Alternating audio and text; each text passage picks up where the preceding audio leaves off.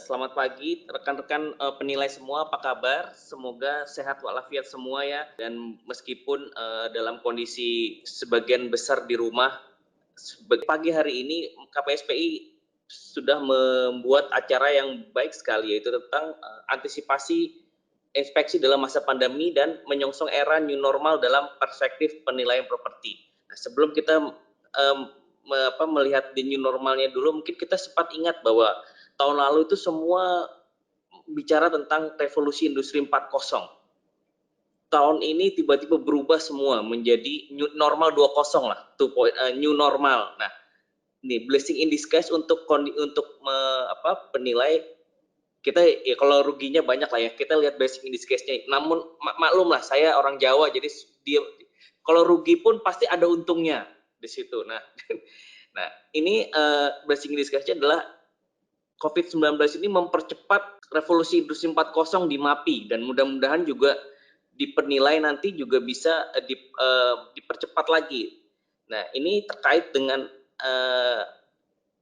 new normal dalam inspeksi ini, mungkin bisa ke depan bisa dibuat normal 2.0 yang memang efisien, memang bisa lebih baik dari yang sebelumnya. Nah, untuk itu kami di sini sudah memberikan ke rekan-rekan ini narasumber yang sangat kompeten lah, empat-empatnya. Ini harusnya 5, cuman yang dari OJK belum hadir.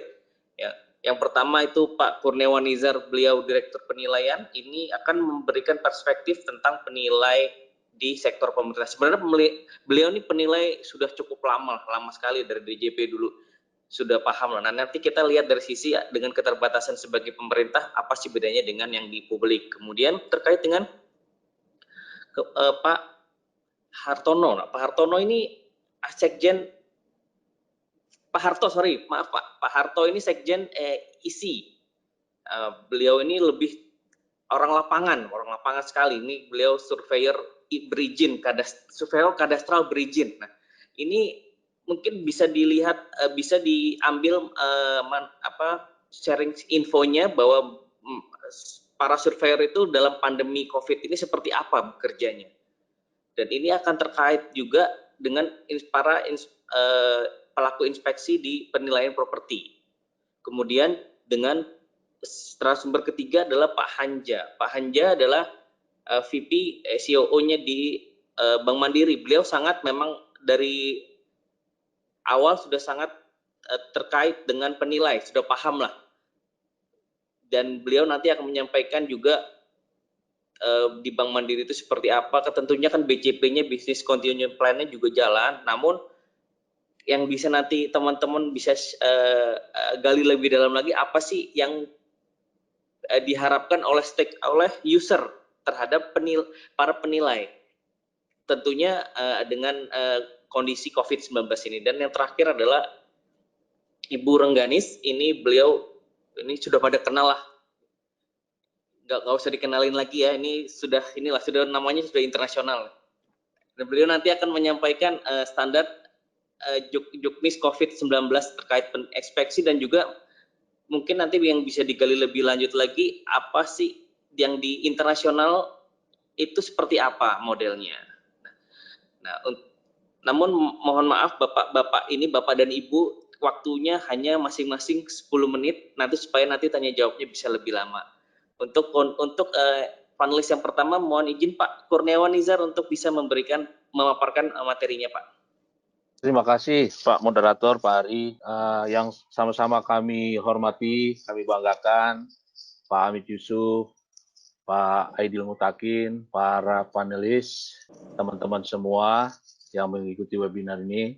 Assalamualaikum warahmatullahi wabarakatuh. Selamat pagi, salam sejahtera untuk kita semua. Jadi dari panelis ini sebenarnya Pak Moderator, seperti Pak Harto Widodo nih, kami dilahirkan satu rahim. Awalnya sama-sama geodet dulu, satulah kita belajar ilmu. Cuma itu tadi, kalau di geodet itu sedikit mengenal terminologi inspeksi. Kami hanya mengenal survei dan pemetaan. Nah, ini mungkin nanti Pak Harto lah itu urusannya. Kalau dengan Bu Rengganis, ini guru besar saya di penilaian. Mungkin saya berkecimpung ke dunia penilaian, ada guru besar saya yang memang sampai saat ini selalu saya kirim doa ke beliau, almarhum Pak Iwan, dan juga Pak Karsono, dan yang lain-lain lah. Itulah awal mula saya berkecimpung di penilaian. Sekali lagi terima kasih dari kawan-kawan penyelenggara ini, terutama MAPI ya. Memang topik ini menjadi topik yang sangat ditunggu. Bagaimana sih kita menghadapi dalam kondisi yang boleh dikatakan tanda petik ya, di luar dugaan kita semua lah. Oleh karena itu, kami mencoba membuat aturan atau regulasi di kami. Ini sepertinya kita dihadap-hadapkan ya, ada dikotomi penilai pemerintah dan penilai publik. Sebenarnya kan kalau dari profesi itu satu. Cuma kami yang berada di pemerintahan dan teman-teman yang ada di luar pemerintahan. Kami pun ada di label bahwa kami penilai statuta, penilai yang berdasarkan juga aturan dan regulasi. Baik, itu pembuka dari saya. Saya ingin mencoba apa-apa yang sudah pernah kita laksanakan sebelum masa pandemik ini dan bagaimana kami mencoba melakukan terutama dari sisi survei untuk masa-masa pandemik dan new normal ke depan. Ini mungkin lanjut aja karena ini definisi, subjeknya penilai, aktivitinya penilaian.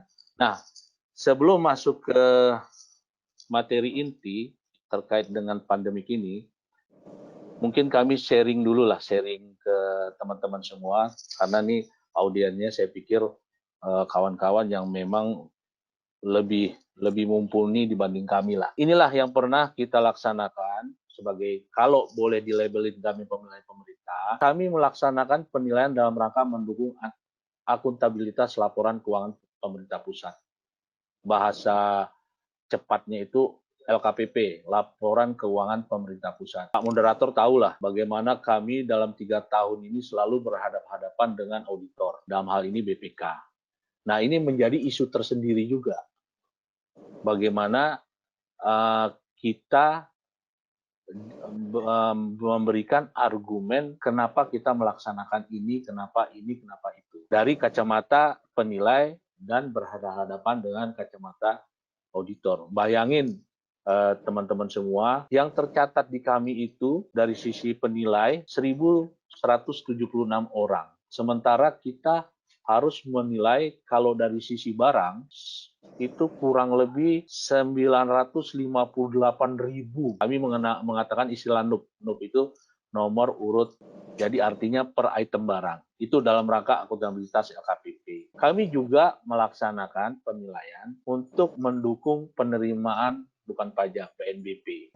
Nah, ini juga menarik. Salah satunya kami menilai saham, mungkin dari sektor bisnisnya. Yang menarik lagi, kami juga melakukan penilaian dalam rangka mendukung penegakan hukum. Nah, ini isu menarik nih, karena kami diskusi dengan teman-teman di MAPI, bagaimana kita berhadapan dengan penegakan hukum. Dan ini mungkin nanti kita bahas di dalam diskusi lah. Yang lainnya, kami juga melakukan penilaian dalam pengelolaan kekayaan negara dipisahkan. Kekayaan negara dipisahkan, artinya dari sisi BUMN. Lanjut juga kita melaksanakan dalam rangka optimalisasi penggunaan aset. Ini mungkin boleh dikatakan analisis terpisah ya dari penilaian itu sendiri. Yang sedang atau isu terhangat sebelum COVID ini adalah IKN, pemindahan ibu kota negara. Bagaimana kami dilibatkan, minimal kita bisa memberikan analisis bagaimana dengan kota lama DKI ketika ini sudah berpindah ke sana untuk aset-aset, katakanlah aset-aset pemerintah, gedung. Yang kita tahu juga, kita diskusi dengan kawan-kawan properti, oversupply ini. Nah, ini kita coba menganalisis dari sisi itu. Yang terakhir, kita juga menurun dalam pengelolaan kekayaan negara yang dikuasai, sumber daya alam. Nah, ini sudah ada amanat peraturan pemerintah 46 tahun 2017, yaitu monetasi neraca fisik menuju neraca moneter SDA. Dalam hal SDA, saya kalau masih ingat tolong dikoreksi ya Bu Rengganis ya, karena beliau waktu zaman 2008 atau 2007 lupa, ibu mungkin masih ingat, kita diundang di salah satu hotel di Jakarta Selatan itu terkait dengan sumber daya alam. Yang saya bawa kawan dari Bandung, ketua asosiasi pertambangan. Kebetulan beliau sudah almarhum. Kita mendiskusikan terkait dengan sumber daya alam. Nah, itu hal-hal yang sudah kami laksanakan dari sisi penilaian kami yang kebetulan menjadi ASN. Lanjut. Nah, ini yang akan menjadi tema yang menarik. Mohon lanjut slide berikutnya. Nah, ini dalam bagaimana pelayanan kami dari sisi penilaian ketika dalam kondisi COVID ini. Yang jelas di sini kita sudah ditetapkan status bencana. Itu dari gugus tugas. Standar layanan mungkin agak berbeda sedikit karena kami menggunakan belum optimal untuk alat bantu seperti IT lah. Permohonan kalau fisik segala macam ada kekhawatiran. Intinya protokol keamanan yang akan kami menjadi pedoman dalam melaksanakan penilaian. Bagaimana kami mencari keseimbangan antara pelayanan dengan kesehatan. Nah, ini menjadi yang menarik juga. Lanjut. Tata cara atau step yang kami laksanakan, kami keluarkan dalam bentuk Perdirjen, Peraturan Direktorat Jenderal. Kenapa Perdirjen? Karena kalaupun berubah, ini mekanisme perubahannya dinamikanya cepat, tidak begitu agak lama atau bagaimana kalau dalam level di atas Perdirjen. Saya bercerita sedikit, mungkin tema yang menarik di sini. Yang kami laksanakan adalah dengan regulasi yang kami buat di sisi kami, selalu melalui permohonan. Setelah permohonan tersebut, secara teknis, kita akan melaksanakan verifikasi. Apabila lengkap, kita filter lagi, accessibility-nya gimana? Atau bahasa langsungnya, identifikasi transportasi ini. Apakah lewat bisa darat atau katakanlah di daerah lain yang melalui transportasi udara. Apabila tersedia, kita langsung bisa melaksanakan survei. Apabila hanya tersedia di lokasi, maksudnya di lokasi yang memang di tempat kita tidak bersamaan, kita bisa minta perbantuan tenaga penilai. Di struktur kami dari kantor pusat, vertikal kami ada Kanwil, ada yang operasional KPKNM. Jadi kami bisa meminta bantuan penilai di tempat lokasi objek tersebut berada. Yang menarik, ketika kita identifikasi itu tidak tersedia accessibility. Nah, ini kita ada sedikit relaksasi di sini, bisa menggunakan data informasi sebelumnya. Itu pun data tersebut harus kita identifikasi dulu. Khusus untuk tanah bangunan, apabila tidak ada, itu kita kembalikan. Karena tanah bangunan, kalau di kami boleh dikatakan agak wajib sedikit lah. Nah, untuk selain tanah bangunan, kita bisa meminta perpanjangan tangan pengisian form dari Satker atau yang mempunyai objek tersebut. Dalam hal ini objek-objek pemerintahan. Konfirmasi data menjadi sangat bagus. Isunya adalah ketika berhadapan dengan auditor, itu selalu dikatakan bagaimana SPI-nya, sistem pengendalian internal. Nah, sistem pengendalian ini kita melakukan juga beberapa filter. Nanti di slide berikutnya bisa saya sebutkan. Ini kita melaksanakan pengendalian kualitas. Terakhir adalah penyampaian laporan.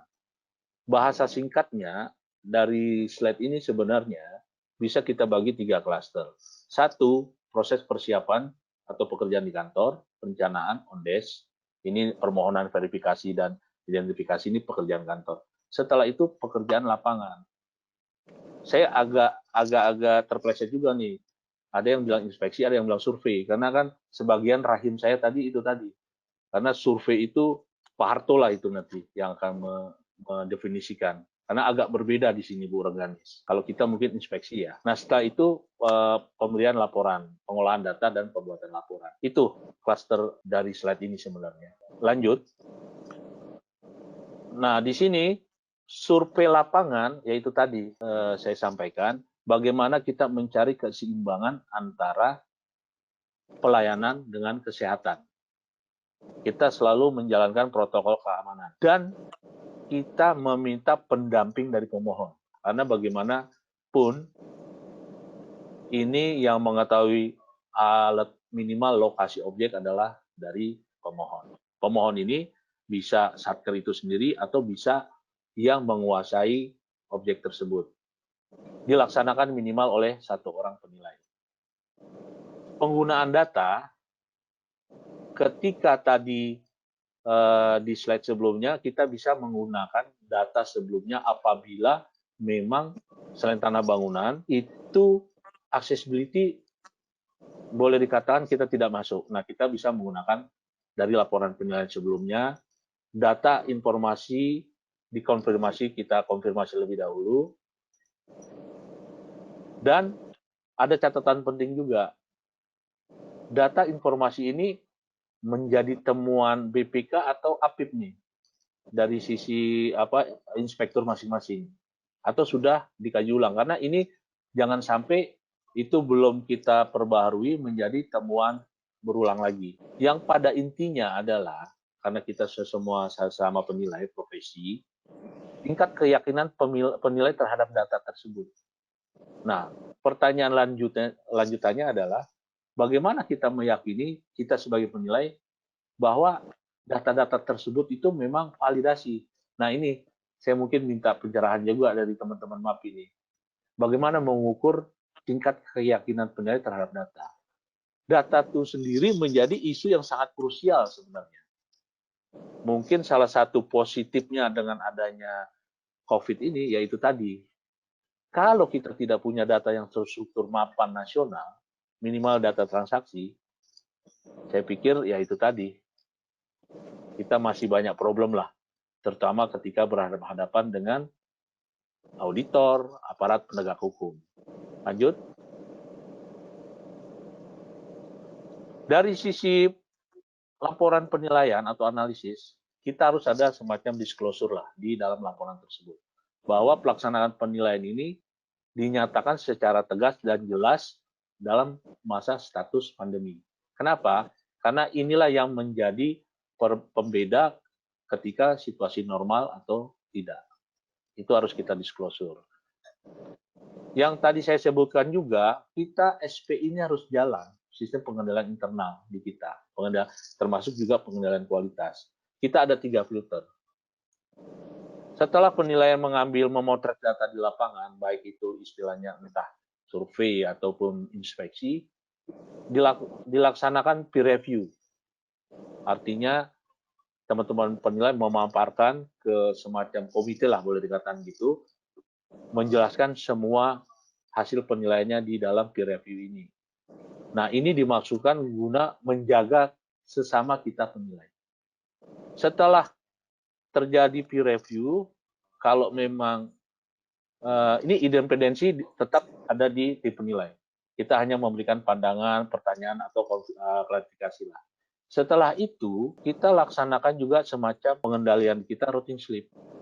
Nah, routing slip dilaksanakan di level masing-masing, artinya checklist, bahwa memang semua, baik administrasi atau metodologi apapun, sudah terpenuhi.